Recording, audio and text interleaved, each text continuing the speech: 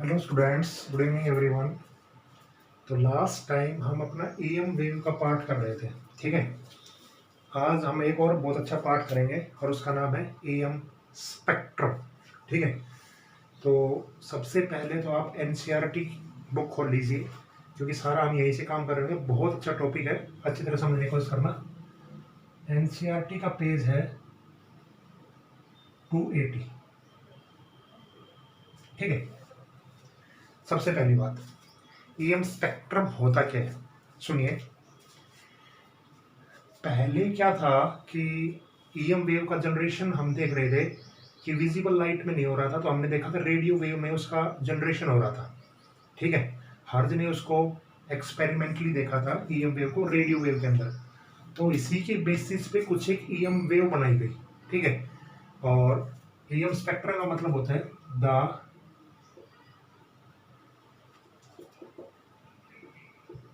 Distribution of EM wave according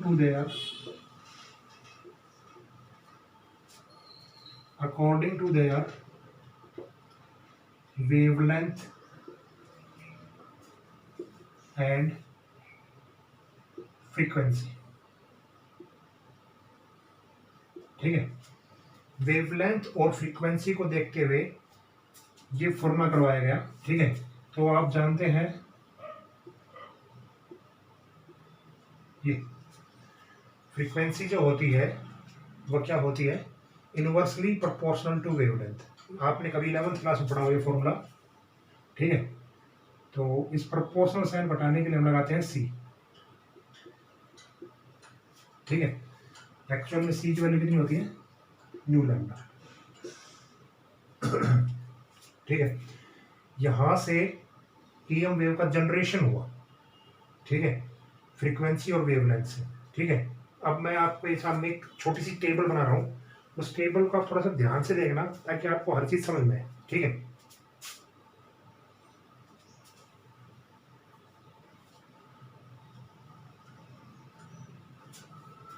ठीक है, इस साइड है फ्रीक्वेंसी इन हर्ट्ज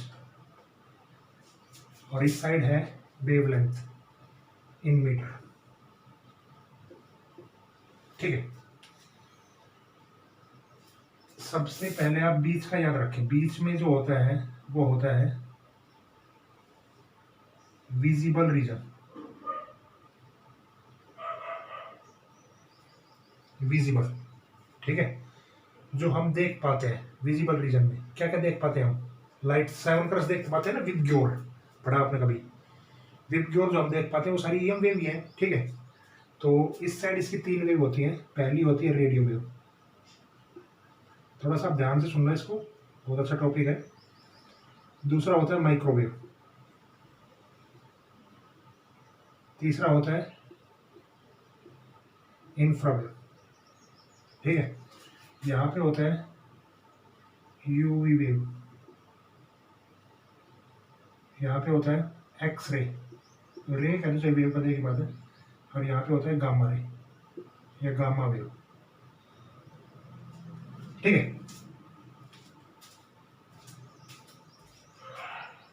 दिख रहा है आपको साफ साफ अच्छी तरह से, हाँ ठीक है। तो ये एक स्पेक्ट्रम बनाएगा इस तरह का, ठीक है। अब इस स्पेक्ट्रम की खासियत क्या है वो सुनिए आप जल्दी जल्दी। इस तरह आप रे याद कर लेंगे ना, मतलब ये इस तरह की रेंज है कि मतलब अगर आप यहां से ऐसे बढ़ रहे हैं तो मतलब फ्रीक्वेंसी बढ़ रही है। इसका मतलब क्या है, क्वेश्चन काफी बार आते हैं। गामा रे की फ्रीक्वेंसी सबसे ज्यादा है और रेडियो वेव की फ्रीक्वेंसी क्या है, सबसे कम है। जब आप ऐसे बढ़ेंगे तो रेडियो वेव की वेवलेंथ सबसे ज्यादा है और गामा रे की वेवलेंथ क्या मिलेगी आपको, सबसे कम। समझ में आ गया, असेंडिंग ऑर्डर डिसेंडिंग ऑर्डर मतलब क्या है। इस इक्वेशन से आप ये देख सकते हैं कि गामा रे की फ्रीक्वेंसी सबसे ज्यादा है तो वेवलेंथ उसकी क्या मिलेगी, सबसे कम। यहां से आप देख सकते हैं रेडियो वेव की फ्रीक्वेंसी सबसे कम है तो वेवलेंथ इसकी क्या मिलेगी, सबसे ज्यादा, ठीक है। इतनी बात समझ गए। रेंज आपको याद करनी पड़ेगी खुद, और रेंज पे क्वेश्चन भी आते हैं। रेंज आपको याद करनी पड़ेगी। पहली बात, इसमें बाउंड्री कोई फिक्स नहीं है,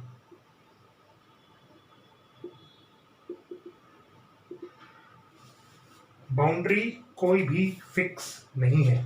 मतलब क्या है इसका, बताइए इसका क्या मतलब है?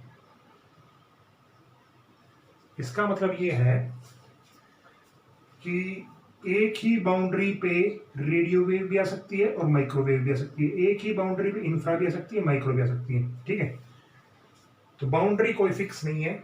ठीक है, कभी आप सोचो कि ये हर एक अलग अलग में दिख रही है, एक जगह दो वेव भी मिल सकती है आपको, माइक्रो और रेडियो वेव का कॉम्बिनेशन, ऐसा भी हो सकता है।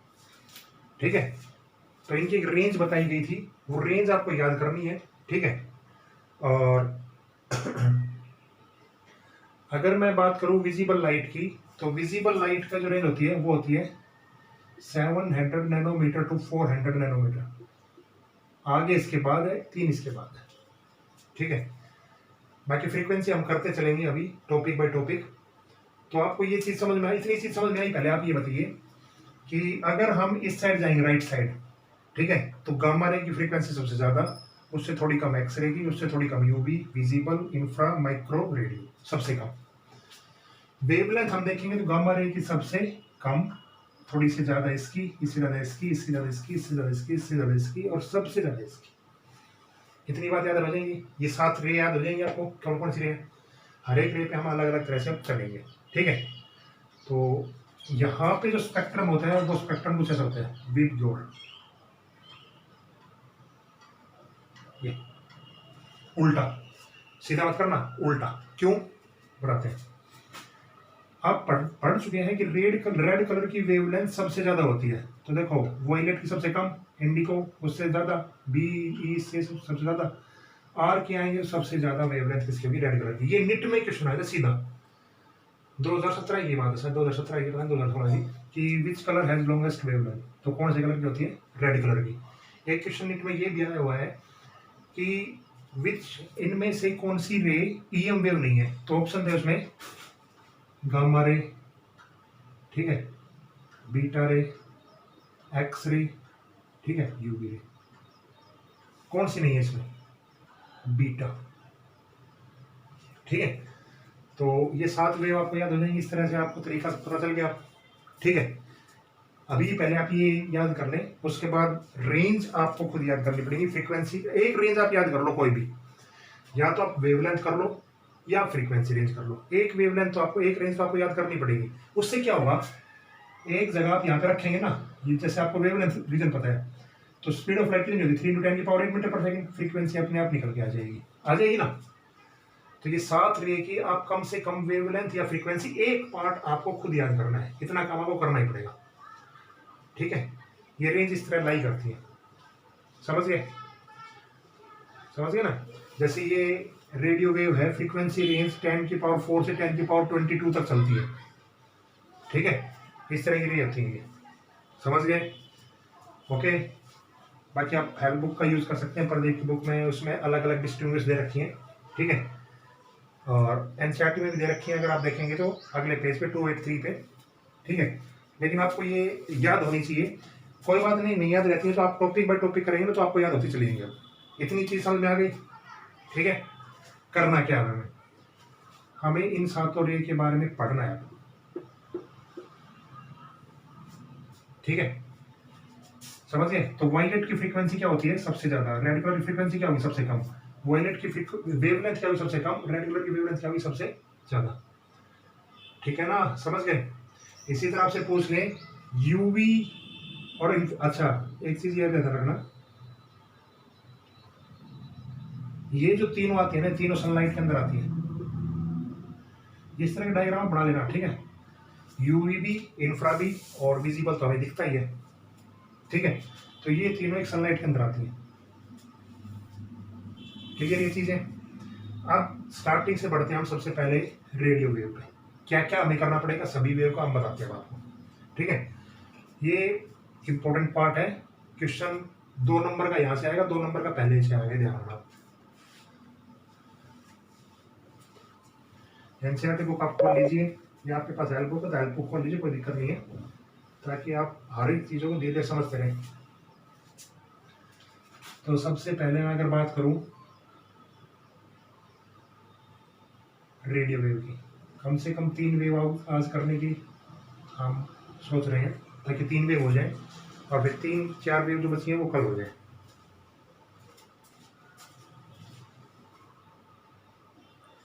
ठीक है, तो एनसीईआरटी में पेज नंबर है 281। अब मैं इसको धीरे धीरे पढ़ के बता रहा हूं, आप पॉइंट्स नोट करते रहना बस। ठीक है, हर एक पॉइंट्स। पहली बात, इसमें हम करेंगे क्या क्या 3 चीजें हम देखेंगे, यूज, प्रोडक्शन और सोर्स। ठीक है, और रेंज, एक ये चीज भी आपको देखनी है। 4 चीजें हमें बेसिकली चल के लेके चलनी है हर जगह से। ठीक है, अब क्वेश्चन कहीं से बन सकता है, चाहे यूज में बने, प्रोडक्शन में बने, सोर्स में बने, रेंज में बने, आपको 4 चीजें आनी चाहिए। ठीक है, सबसे पहली चीज रेडियो वेव। ठीक है, लाइन पढ़ते हैं, लाइन टू लाइन। इसमें क्या रखा है, radio waves are produced by accelerated motion of a charge in a conducting wires. Okay, source सबसे पहले इसमें क्या दे रखा है, सोर्स दे रखा है। सोर्स क्या है, क्या दे रखा है, एक्सेलरेटेड चार्ज इन मोशन। ठीक है, या आप इसको एलसी ऑक्सीलेशन भी कह सकते हैं। एलसी ऑक्सीलेशन से भी रेडियो वेव निकलती है। ये इसका सोर्स है, मतलब यहां से रेडियो वेव जनरेट होती है। मतलब ईएम वेव को निकालने का तरीका तो एक्सेलरेटेड चार्ज पार्टिकल है ही है। ठीक है, तो सोर्स क्या होगा इसका, एलसी ऑक्सीलेशन। आगे लाइन में पढ़ते हैं। नाम से ही आपको पता चल रहा है, they are used in radio and television communication system. आपको नाम से ही पता चल रहा है कि रेडियो जो वेव होती है ना, रेडियो वेव किसमें यूज होंगी, यूज की बता रहा हूँ, रेडियो में, टेलीविजन में। ठीक है, अगली लाइन पढ़ते हैं। They are generally in the frequency range of 500 kilo hertz to about 1000 mega hertz. अब इसमें एक फ्रीक्वेंसी रेंज दे रखी है, इसकी ये रेंज क्या दे रखी है कि जो लाई करेगी ना 500 kilo hertz to 1000 mega hertz, ऐसा है ना। हाँ, ठीक है, किलो में कितने होते हैं 10 की पावर 3 और मेगा में कितने होते हैं 10 की पावर 6। मतलब इसकी फ्रीक्वेंसी इन दोनों के बीच में लाई करती है। अब अगली लाइन पढ़ते हैं। The AM band is form. Use देखना पहले, तो 3 जगह यूज हो गया आपका। AM band is from 530 kilo hertz to 1710 kilo hertz. ठीक है, क्या होता है ये एएम बैंड। एएम बैंड देखो, सीबीएसई ने मतलब लास्ट ईयर, अब की बार नहीं, लास्ट ईयर एक यूनिट हटाई थी कम्युनिकेशन सिस्टम की। बहुत अच्छी यूनिट थी वो भी, लेकिन निट वालों ने नहीं हटाई। निट और इन सिलेबस में नहीं हटाई वो, सीबीएसई एनसीईआरटी सीबीएसई ने हटा दी थी। उसमें हम पढ़ते हैं कि 3 तरह के मॉड्यूलेशन होते हैं। Modulation, amplitude modulation, pulse modulation, frequency modulation. ठीक है, मतलब फ्रीक्वेंसी मॉड्यूलेशन का फुल शॉर्ट फॉर्म क्या आती है, एफएम। सुना है ना आपने, एफएम। ठीक है, वो एफएम उसकी ही फुल फॉर्म होती है, फ्रीक्वेंसी मॉड्यूलेशन की शॉर्ट फॉर्म होती है। ठीक है, higher frequency up to 54 megahertz, ठीक है, are used for short wave bands. अगला यूज शॉर्ट वेव बैंड्स में भी इसका यूज करते हैं। ठीक है, और इसकी फ्रीक्वेंसी रहती है 54 मेगाहर्ट्ज तक। टीवी रेंज की जो फ्रीक्वेंसी होती है वो होती है 54 मेगाहर्ट्ज से 890 मेगाहर्ट्ज तक। ठीक है, मतलब लाइट तो इसके अंदर कर रही है सारी, तो इनकी रेंज दे रखी है अलग अलग कि हम इतनी रेंज पे ये यूज कर लेते हैं, इतनी रेंज पे ये यूज कर लेते हैं, इतनी रेंज पे ये यूज कर लेते हैं। अब रेडियो और देखते हैं एक बार। हाँ, the radio band frequency extended सब टू 88 मेगाहर्ट्ज टू 108 मेगाहर्ट्ज। ये आपने सुनी भी हुई। देखो एफएम कभी आपने सुना है, एफएम में आपने देखा वो 91.3, 91.1, 98.3, 93.5, 100.2, 10.26 सुने हैं नहीं आपने। रेडियो मिर्ची, रेड एफएम, रेडियो सिटी, ये चैनल नहीं आते हैं, इनके बीच में आते हैं, आप देखना कभी भी। 91.1, 93.5, 98.3, 107.4, इससे ऊपर नहीं जाती। उस रेंज में हम क्या देखते हैं, हर फिट एफएम चैनल देख लेते हैं, कोई दिक्कत नहीं है। ठीक है, ये क्या रखा है, cellular phones are used for radio wave, अगली लाइन में। तो जो सेलुलर फोन्स होते हैं ना, उनको भी हम किस में यूज करते हैं, रेडियो वेव के अंदर। ठीक है, with ultra high frequency, how this transmitted in describe chapter 15। ठीक है, अब ये क्या रखा है, अब इनको हम किस तरह डिस्क्राइब करते हैं, वो चैप्टर 15 में, जैसे अगले पार्ट में आप पढ़ेंगे 15 चैप्टर, वो 10 यूनिट है, लेकिन वो तो सिलेबस ही कट कर रखे 2 साल से। ठीक है, तो यहाँ पे आपको डिटेल मिल जाना। क्या सीखे हम यहाँ से, सुनिए। सबसे पहली चीज, यूज पता चल गया आपको, radio, television, FM, short wave bands, क्या हो गए। दूसरी चीज, रेंज पता चल गया आपको, रेंज कितनी होती है इसकी, फ्रीक्वेंसी।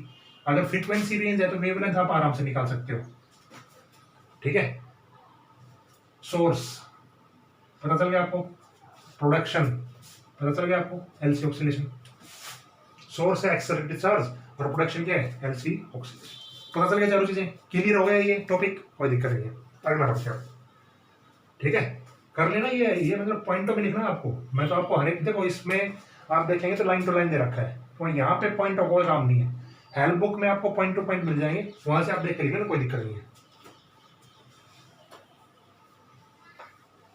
ठीक है, लेकिन कुछ एक चीज ऐसी होंगी जो हेल्प बुक में भी आपको लिखी नहीं मिलेंगी, वो यहाँ लिखी मिलेंगी। वो देखते हैं हम आगे अगले केस में, माइक्रोवेव।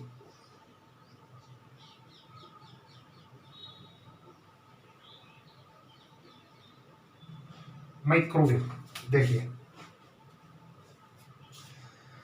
देखो नाम से क्या लिख रखा है, पहली लाइन में अगर देखेंगे आप, microwave short wavelength radio wave.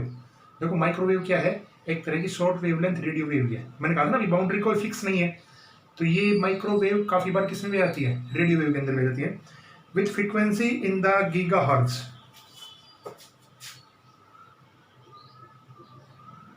ठीक है, इसकी फ्रीक्वेंसी किसमें रहती है आपको, गीगाहर्ट्ज में। ठीक है, पता है ना आपको, मेगा गीगा ये पता है, नहीं पता, तो आप इतना तो देखना पड़ेगा आपको भाई। ठीक है, किलो, मेगा, गीगा, नैनो। ठीक है, are produced by special vacuum tubes. अब इसका प्रोडक्शन क्या है, वैक्यूम ट्यूब। ठीक है, वैक्यूम ट्यूब्स में क्या क्या दे रखा है, कोल्ड क्लाइस्ट्रॉन्स, मैग्नेट्रॉन्स और गन डायोड। ठीक है, मतलब इन तरह के, इस तरह के नाम कभी भी आ जाए आपके सामने, तो यहां से कौन सी वेव जनरेट होती है, तो आंसर है माइक्रोवेव। अगली लाइन पे बढ़ते हैं आप। ठीक है, समझ में आ रहा है ना अच्छी तरह से, कोई दिक्कत नहीं हो रही ना। ठीक है, due to their short wavelength they are suitable for radar system use to aircraft navigation. क्या कहा है इसमें, सुनिए। इसने ये कहा है कि यूज किस में यूज करेंगे हम, इसका रडार सिस्टम में, इन एयरक्राफ्ट नेविगेशन। क्या चीज है ये भाई, ये चीज ये होती है कि रडार सिस्टम में शॉर्ट वेवलेंथ का हम यूज करके ना, शॉर्ट वेवलेंथ का यूज करके उसकी स्पीड को हम फाइंड आउट कर लेते हैं। ठीक है, रडार सिस्टम में नेविगेशन सुना आपने, जीपीएस सिस्टम वगैरह, ये जैसे हम गाड़ी में चलाते हैं, वही एक नेविगेशन हम वहाँ पे रडार के रूप में यूज करते हैं, जिसमें एक शॉर्ट वेवलेंथ बैंड होती है, जिससे हम उसको हर जगह देख लेते हैं कि ये यहाँ पे है, यहाँ पे है, यहाँ पे है। ठीक है, हेलीकॉप्टर में एक ब्लैक डब्बा रहता है। ठीक है, और उसी चीज को हम कहते हैं कि वो एक रडार से चल रहे हैं, और रडार सिस्टम अपने हम कंट्रोल करते रहते हैं। ठीक है, तो उसके अंदर कौन सी वेव होती है, माइक्रोवेव। ओके, बाकी आपको डिटेल में नहीं जाना, आपको सिर्फ ये याद रखना है कि इनके यूजेस क्या क्या है, कहाँ कहाँ हम कौन सी रे का यूज करते हैं, ये बहुत इंपॉर्टेंट चीज है। ठीक है, नेक्स्ट चीज, radar also provides the basis for speed guns used to time fast ball, tennis serve and automobiles. Okay, अगला यूज देखिए, पहला यूज हो गया, दूसरा यूज टेनिस बॉल। ठीक है, क्या क्रिकेट बॉल, क्या स्पीड, ऑटोमोबाइल्स। क्या चीज है ये, सुनिए। आपने देखा होगा क्रिकेट में जब बॉल फेंकते हैं तो नीचे स्पीड लिखी आती है 138.4, 150, 160 होता है ना सब, देखा है ना आपने? क्या होता है वो? कौन सी रेंज से निकालते हैं हम? वो एक तरह की माइक्रोवेव होती है जिससे हम कैलकुलेट कर लेते हैं कि इसकी स्पीड यहाँ पे कितनी है, ठीक है ना? जैसे शोएब अख्तर फेंक रहा है 160 स्पीड से, ठीक है, जहीर खान फेंक रहा है 132 की स्पीड से, मतलब कोई भी बॉलर जो है होते हैं वो जितनी स्पीड से बॉल फेंकते हैं तुरंत उसके नीचे लिखा जाता है ये बॉल इतने स्पीड से फेंकी गई है। क्या होता है उसके अंदर माइक्रोवेव होती है, वहां से माइक्रोवेव जनरेट होती है, ठीक है। अगली चीज, microwave ovens are an interesting domestic application of these waves. अगली चीज देखो, ये क्या रखा है कि जो माइक्रोवेव ओवन्स होती है ना, ओवन्स, वो सबसे इंपॉर्टेंट एप्लीकेशन होती है इसकी। सुना है कभी माइक्रोवेव ओवन? भाई आप किसी भी चीज को खाने के लिए कभी जाते हैं, दुकानों पे आप देखते हैं पेटीज होती हैं, कहीं भी चीज देखते हैं आप, माइक्रोवेव ओवन होता है, उसमें चीजें क्या होती है, जैसे समोसे रख देते हैं, पेटीज रख देते हैं, आप घर पे लेके आते हैं तो उसमें रोटी बना लेते हैं, सब्जी भी रख देते हैं, क्या कर देता है वो? गर्म कर देता है। क्या कर देता है? गर्म कर देता है। अब इस पे भी एक नीट पे क्वेश्चन आया था, बहुत अच्छा क्वेश्चन, अभी पहले पढ़ने दो इसको, आगे पढ़ते हैं। Microwave ovens are an interesting domestic application of these waves. In such ovens, the frequency of microwave is selected to match the resonant frequency of water molecule so that the energy from the transfer efficient to kinetic energy of the molecule. This raises the temperature of any food container containing water. Okay, खत्म हो गया यहाँ पे। क्या कहते हैं आप सुनो इसको। ये क्या रखा है कि माइक्रोवेव ओवन किस तरह काम करता है? ये काम कुछ इस तरह करता है, ये एक डब्बा सा रहता है, इसके अंदर वाटर मॉलिक्यूल होते हैं, ठीक है। इन वाटर मॉलिक्यूल की जो फ्रीक्वेंसी है वो हम किससे कर देते हैं? नेचुरल फ्रीक्वेंसी से मैच कर देते हैं। नेचुरल फ्रीक्वेंसी जैसे ही मैच करते हैं तो इनके अंदर एनर्जी ट्रांसफॉर्म हो जाती है काइनेटिक एनर्जी के रूप में, ठीक है, और ये चलने लग जाते हैं, जिसके कारण इसके अंदर टेम्परेचर का डिफरेंस क्रिएट हो जाता है, और टेम्परेचर का डिफरेंस अगर क्रिएट होगा तो इसके अंदर हीट जनरेट हो जाती है, ठीक है। अब क्वेश्चन सुनो क्या आया था। क्वेश्चन ये आया था कि माइक्रोवेव ओवन में किस तरह की फ्रीक्वेंसी का हम यूज करते हैं, तो मोस्टली नहीं पता होता क्योंकि बुक्स पर, हेल्प बुक में बहुत कम चीज लिखी होती है। ये आप देखेंगे कि उसमें इतना ही लिख रखा होगा, ये नहीं लिख रखा होगा कि भाई रेजोनेंट किस लिए यूज करते हैं वगैरह वगैरह, ठीक है। तो आंसर क्या था इसका? Resonance condition. मतलब माइक्रोवेव जो ओवन्स होते हैं वो किस कंडीशन में बेस्ड रहते हैं? रेजोनेंस कंडीशन में बेस्ड रहते हैं। बात आप समझ गए होंगे, ठीक है। 3 यूज आपको समझ में आ गई, ठीक है। रेंज आपको याद करनी है, इसकी रेंज इसमें दे रखी है आप, ठीक है। ओके, क्लियर ये चीज? इसमें इतना है माइक्रोवेव ओवन में, ठीक है। नीचे अगर आप पढ़ना चाहो तो माइक्रोवेव ओवन का प्रिंसिपल दे रखा है, ठीक है। बाकी आपको करना नहीं है, आपको इतना पता होना चाहिए माइक्रोवेव का यूज कहाँ करते हैं ओवन्स में और कैसे यूज करते हैं, कौन सी फ्रीक्वेंसी पे मैच करती है। तो 2 फ्रीक्वेंसी आपको समझ, 2 रे आपको समझ में आई, रेडियो वेव और माइक्रोवेव, ठीक है। अभी वीडियो थोड़ी बड़ी हो जाएगी तो नेक्स्ट पार्ट में हम इसको कंप्लीट कर लेंगे, infra visible, UV, X ray and gamma ray. Okay, infra ही थोड़ी सी बड़ी है और यूवी थोड़ी बड़ी है और सारी छोटी छोटी है, कर लेंगे इनको हम, कोई दिक्कत नहीं है, ठीक है। तो अगला काम हम करेंगे 282 पेज पे नेक्स्ट वीडियो में। ओके स्टूडेंट्स, तो इतना काम आप करना। Good bye.